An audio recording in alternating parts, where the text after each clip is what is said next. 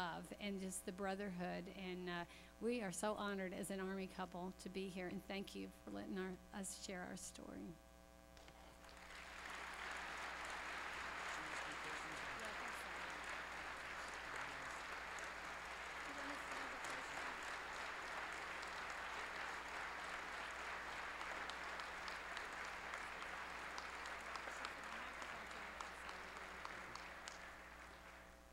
Thank you all.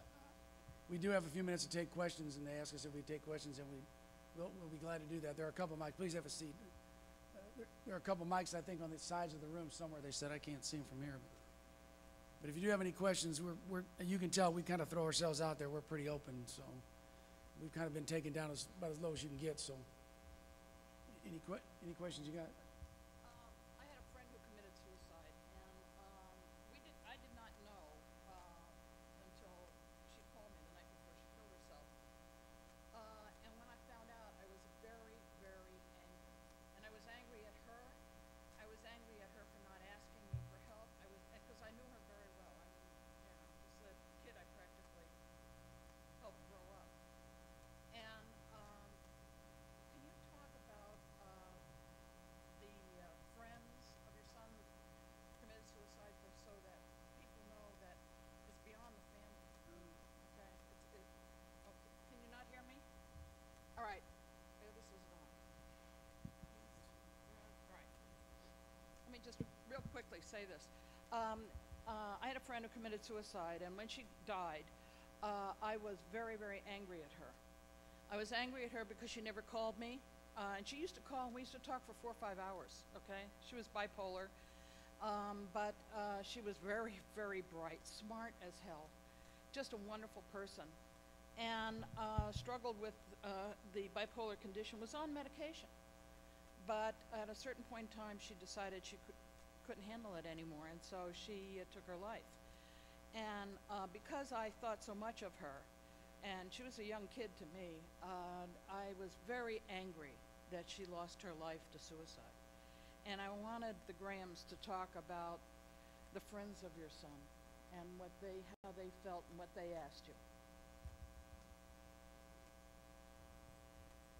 Yeah, that's a really good question. And honestly, one thing I didn't say was Kevin's friend said after he died that he was like their priest.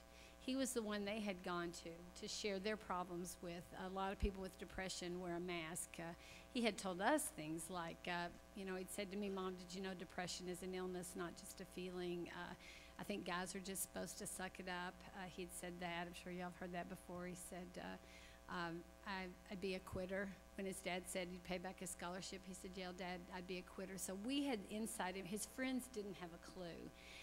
But I will tell you, with our kids' friends, I can honestly say our daughter has experienced some of that, and I think her brother, as siblings, because it's like they had all those shared memories.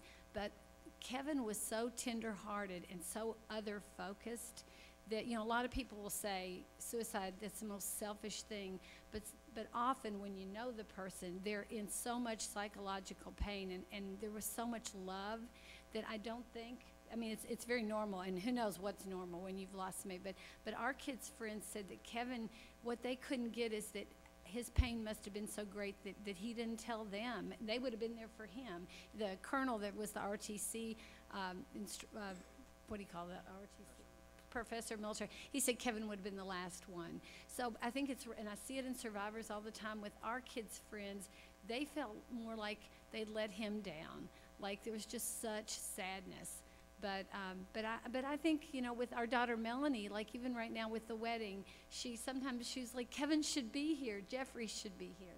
So, you want to add anything to that? The only thing I'll tell you is I do want to let you know that, and I'm not answering the question, I'm going to give you a different topic, but, you wonder, can you really go get help? Can you go get support and still get promoted and still continue on in the service?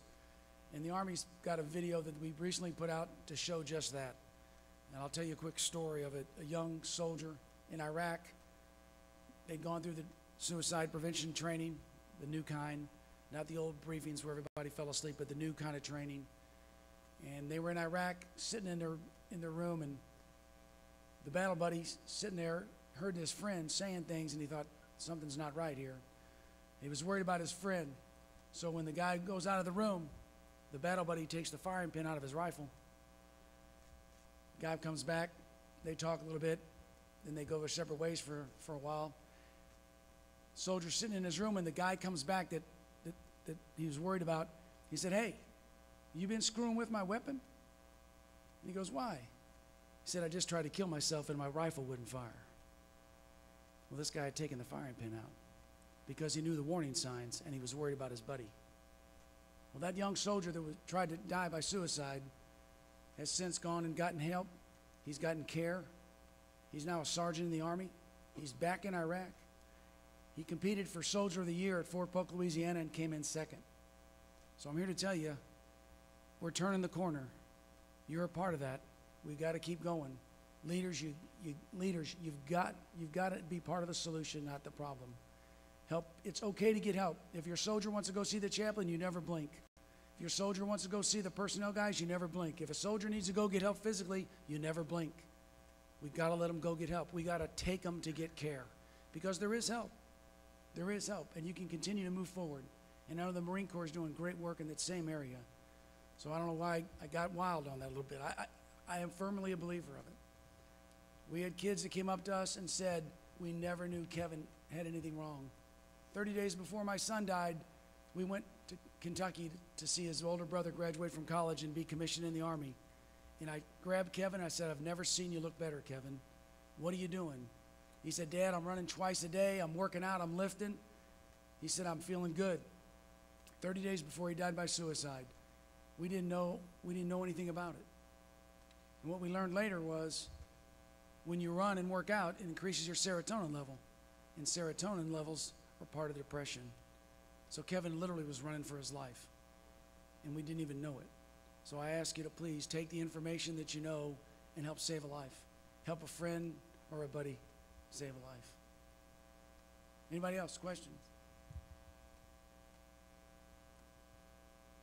I didn't have a question. I just answered my own question. None? This is it. Last chance. You get to ask us questions. Well, we thank you again for serving the nation, each and every one of you. And there's many of you that weren't able to be here, many of your friends. Thank them for serving the nation as well. And thank you for all the family members, for all your support. And like the song that was sung earlier, thank you for being there. Because oftentimes it's awful tough to be home while your loved one's downrange and you don't know what they're going through each and every day. And you're keeping things going at home. So God bless every one of you. Thanks for serving. Who?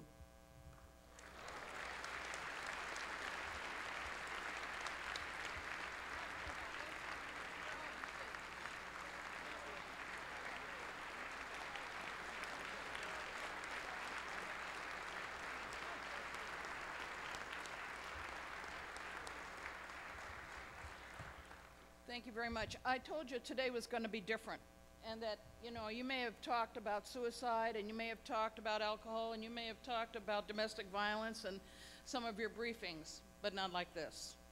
And the reason this one's different is we want each of you to become an emissary back to your people, back to your buddies, back to your families, and make the connections to recovery that are there. And use the resources that everybody is busting their butt to give you. Don't forget that, people want to help, people can help, and you can be the first person to get somebody to help. Now we're going to have a break here. I hear there's warm chocolate cookies out there, and I'm going to beat you all out there. I can move fast when food is involved. After that, we're giving out 4 prizes. I think it's 3 $100 gifts and 1 $250 gift. So I'd like to go get the cookies and your, coffee and be back here. Thanks a lot.